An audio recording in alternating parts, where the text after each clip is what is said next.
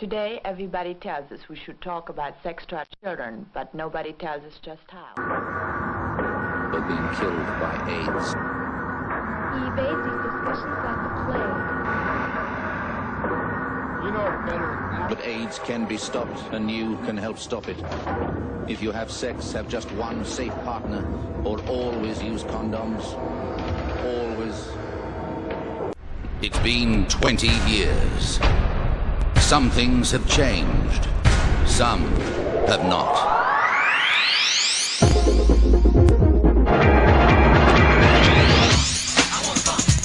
Who is ACON and what is your role in the organisation? So ACON is the largest Australia's LGBT, which is lesbian, gay, bisexual and transgender health organizations in Australia, and ACON promotes the health and the well-being of this community. And we've got one main objective, which is reducing HIV new notifications. So which means that it's all about reducing HIV, but as well is all about helping people living with HIV. And my role at ACON, I'm the manager of the gay education team, which means that actually I'm in charge of all the prevention programs. Recent and successful campaigns. I would say maybe this one, Sleep It On, which is a campaign that we launched in late 2009, and actually now it's our, I would say our safe sex branding campaign. So we use Sleep It On and this imagery, this Andy Warhol banana everywhere. So actually, and it worked really well because we did, just like for any campaign, we do a lot of post-evaluation research, and it showed that first of all, the gay men in Sydney thought it was really refreshing and a new way of promoting safe sex. It was a different way of doing that, so that they were really happy.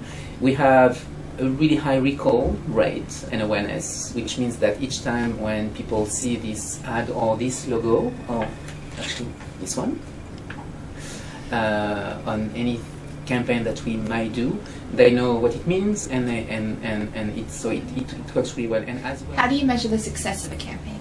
so we try to be very systematic and to evaluate each campaign, and beyond what people could say or what we could think, or we need for everything. Anyway, given that we are funded by the government, we need to show them and to report to them whether or not the campaigns worked.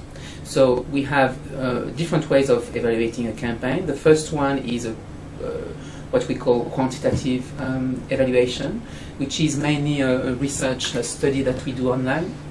And we ask as many people as possible to tell us what they think about this campaign, if they saw the campaign, if they remember the campaign. So it's about awareness, recall rate.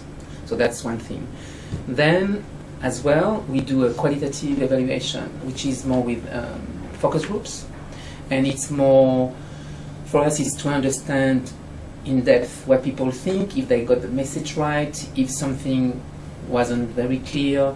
And so it's really, once you have the quantitative results and once you have the qualitative results, you really can see whether or not the campaign worked. How do you increase interaction between the organisation and its audience? What we do more and more is obviously to use the internet.